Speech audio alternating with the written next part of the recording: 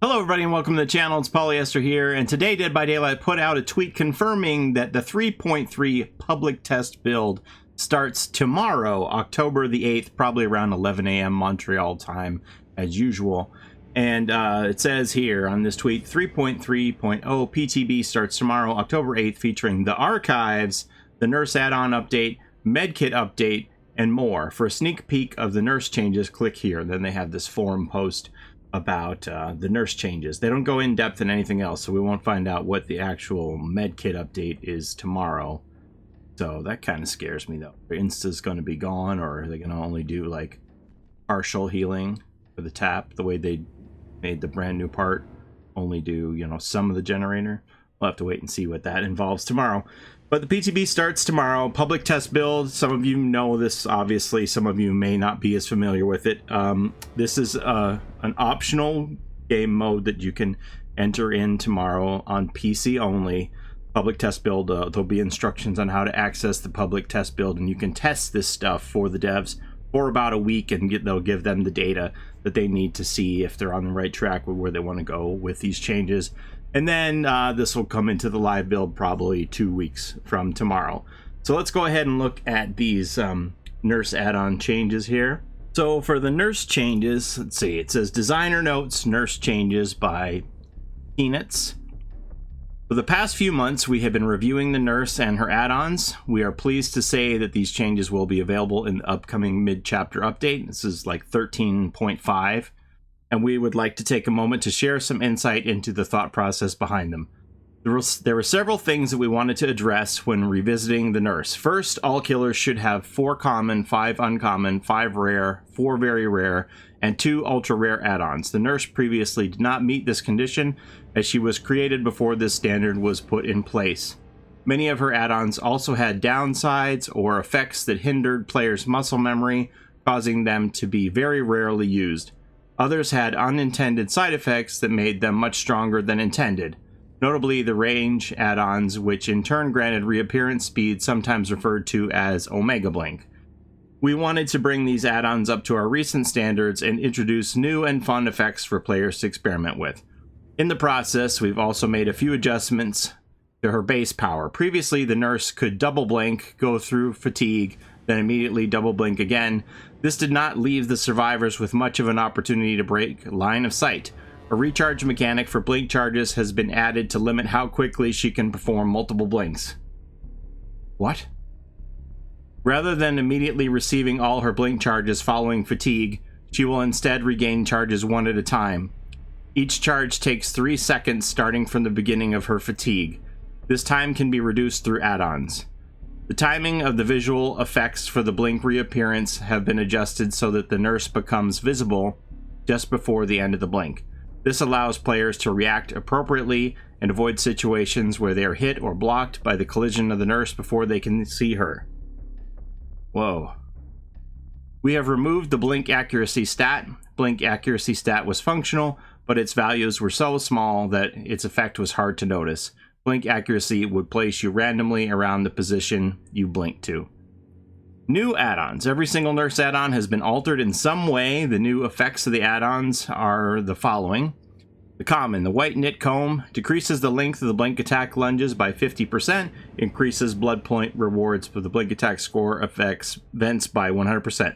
So this is like the hillbilly and Leatherface chainsaw that when they chainsaw you, it only does half damage, or the trapper's trap that if he traps you, it doesn't actually injure you, the padded jaws. This is something that allows you to not be as lethal, and you get extra bonus points for playing this one. The metal spoon, hitting a survivor with the blink attack causes their sounds of pain to be moderately louder for 60 seconds. Interesting. Wooden horse, reduces extra fatigue from missed blink attacks by 50% for half a second. Rarity change from very rare to common plaid flannel. Oh yeah, we got a sneak peek at this already. The blink indicator placement has been improved and will now stay visible until the nurse has reached her destination. It was previously not visible while blinking. So for uncommons, we have the dull bracelet. Decreases maximum blink distance by 20%. increases blood point rewards for precise blink scoring events by 100%. Bad Man Keepsake. Rarity change from common to uncommon. Hitting a survivor with a blink attack causes their aura to be revealed when healing or being healed within a 28-meter range for 60 seconds. Whoa. So some of these add-ons look like they're going to have like short-term perk ability effects. Like this one is like a Nurse's Calling. The other one is like a Strider. Catatonic's Boy's Treasure. Reduces extra fatigue from chain blinks by 100%. Dark Cincture. Decreases blink recharge time by 20%. Pocket Watch increases the duration of the chain blink window by 13%. And then the rares, blinking past the survivor causes them to scream and awards 200 blood points in the devious category for terrifying them. The Anxious Gasp. So this is like a mini infectious fright. Wow, this is going to be interesting. Spasmodic Breath. Hitting a survivor with a successful blink attack disables the ability to blink and increases the nurse's base movement speed to 4.6 meters per second for 60 seconds. So this makes her a 115% speed killer. Wow, that's interesting. These are going to be interesting combos. Ataxic Respiration reduces base blink fatigue duration by 12.5%. Fragile Wheeze decreases the blink recharge time by 30%. Heavy Panting increases maximum blink range by 20% and increases maximum blink charge time by 20%. And then the very rares, we have the Bad Man's Last Breath. Hitting a survivor with a successful blink attack grants the nurse the undetectable status for 16 seconds. This effect may only be triggered once every 60 seconds. Wow. So she's just going to drop terror radius for 16 seconds after she smacks somebody. This is not what I expected. Not at all. Campbell's Last Breath. After reappearing from a fully charged blink, the nurse immediately blinks at half charge in the direction she is currently facing. Kavanaugh's Last Breath increases the maximum blink range by 30% and increases the maximum blink charge time by 30%. In Jenner's Last Breath, we got to sneak at this one already. After blinking, allows the nurse to immediately blink back to her original position by pressing the secondary power button. Requires a blink charge and must be triggered during the chain blink window. And then the ultra rares are Matchbox. Rarity change from common to ultra rare. Removes one blink charge, increases base movement speed to 4.2 meters per second. And the Torn Bookmark, rarity change from common to ultra rare, adds one blink charge. The nurse can no longer blink to locations not in her line of sight. Wow. So you get an extra blink, but you can't go through walls. All these changes are available to test starting tomorrow on the player test build and will be included in the following mid-chapter update. We look forward to hearing what you think. This is very creative. This is not what I expected the changes to be. Not at all. It's going to really change the dynamic of this killer in a lot of ways. People who are nurse mains, I think, are going to find some of these interesting to use. We'll have to see what the nurse mains think. Huh. All right, so that does it for the nurse add-on change. Now let's talk about the archives. Okay, so my friend Stabby Myers was able to look into the news files of the game and pull out some strings of code, and they sent it to me. I'm going to take out the computer language, and I'll read around it here right now, but I'll tighten it up in the format that you can read along with me. And before I start, I just want to say that all of this is subject to change. Yes, it was in the files, but that doesn't mean that that's what they're going to go forward with tomorrow. Any of it could be changed, so just take all of this as pure speculation and not written in stone, okay? So here we go. It says here, people of the fog, thank you for participating in the player test build. Here's a few things to know about your save data and progress in the player test build. Your personal, I'm just going to move this over here. Your personal profile, save data, and inventory and currencies have been copied from the live servers to the PTB servers on October the 3rd. Any progress or purchases made on the live servers after this date will not be reflected on the public test build. All progress made during the public test build will not be transferred over to the live servers. This is typical. The public test build is optional. You don't have to participate in it. If you do choose to participate in it, know that you're basically getting an early glimpse at the new content for free. You're not getting any progress that you can take with you. It's just purely for testing purposes. You can leave feedback on your experience here, and then there's a forum post there, link that will be activated tomorrow, I assume. See you in the fog, the Dead by Daylight team. Welcome to this special PTB where you'll have a sneak peek at our exciting new feature, the Archives. Note that there are several differences between the PTB version of the Archives and the future full release of the Archives. For more information about this feature, please see our link here, blog post, which will probably go live tomorrow too. The PTB version differences. The tome levels. On the PTB, each level will unlock one day after the previous level. And on the live build, each level will unlock several weeks after the previous level. Remember that each segment of the Archives is going to be like 3 months long.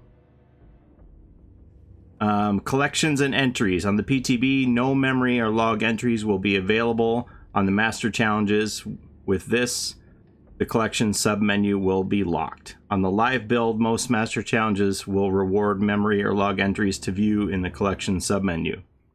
Putrid Serum rewards. On the PTB, unavailable in the Rift. On the live build, this Halloween event currency will be available in the free track of the Rift, with enough to unlock up to 6 cosmetic pieces, 2 full outfits from the Hallowed Blight or Hallowed Catalyst collections. So this sounds like if you don't necessarily like any of the outfits that they're releasing for this Hallowed Blight event, you can use your currency to buy something from last year. That's what it sounds like here to me. And then it says there's an Auric Cells gift. On the PTB, 2,000 Auric Cells will be gifted to each player upon entering the PTB so that everyone can test out unlocking a Rift Pass in the Archives. And these will not transfer back to the live game. So when you go back to the live game, although they gave you these 2,000 Auric Cells to encourage you to buy a Rift Pass and try it out, you are not going to get a Rift Pass when you go back to the live game, and you aren't going to take the Auric Cells with you either. It's just for testing. So that's the first time we've actually heard the name of this. They're going to call it the Rift Pass if this is to be believed, and this is the final version of it. And it sounds like the Rift Pass might cost 2,000 Auric Cells, which would be roughly $20. And again, I know some people out there get upset that why do we have a quote-unquote battle pass in a paid game?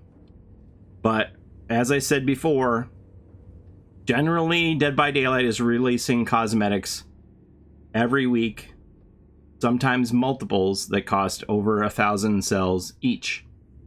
This is 2,000 cells, and it lasts you 3 months, presumably. So it's basically the cost of 2 cosmetics. And we know that you're going to be able to earn more cosmetics in the game if you have the pass. So personally, I don't think this is a big deal. I know you may not feel the same way, but let's just see how it works out. Don't judge it until we actually see it in working once it goes into the live build. Overall progress. In the PTB, as with every PTB, no progress will transfer back to the live game, and when mid-chapter 13.5 releases, everyone will have a fresh start with the Archives. With that said, enjoy the Archives, and feel free to leave your feedback on our social media channels. The Archives PTB 3.3.0 patch notes. So, just from my perspective here, it seems that the first story that's going to be told in the Archives through the Observer in the Rift is going to be about the Hallowed Blight. I might be off base, but it seems like they're tying in the Hallowed Blight as the first tome of story of lore about the game that they're going to want to tell. And I can't wait. I really can't wait. I'm going to be here with bated breath tomorrow at 11 a.m. to jump into this PTB and see exactly what this whole Archives is all about. I have been waiting for this since they announced it on the anniversary stream, and I think it's going to be so good. I am just super excited to get into this and show it all to you tomorrow. So I guess I'm going to leave it there. And if I talked about the archive a little bit more in my last video, if you want to check it out more in depth, I think I pretty well covered it. And we'll see you guys tomorrow. Be here with bells on for that PTB. Thanks for watching, everybody. Take care of each other out there in the fog. Unless you're doing the quests in the archive and it wants you to murder survivors, and then go do that. Take care, everybody. Bye-bye.